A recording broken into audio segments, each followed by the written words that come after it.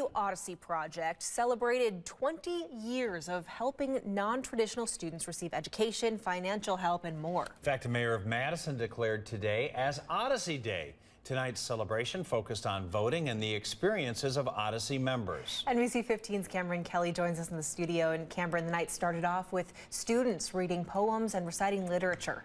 In 2020, during the height of the pandemic, youth in the Odyssey Junior program submitted poems and essays to persuade people to vote in a contest. The winners never got a chance to celebrate, so they were able to recite their work tonight.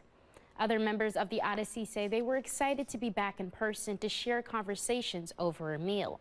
Corey Saffold says Odyssey provided help to him when he needed it the most. He says tonight is about returning the favor and supporting the organization as a UW Board of Regents member.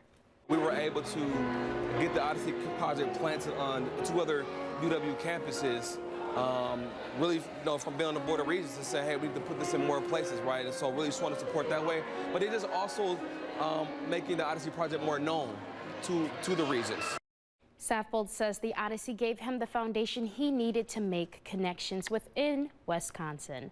Live in the studio, Cameron Kelly, NBC 15 News.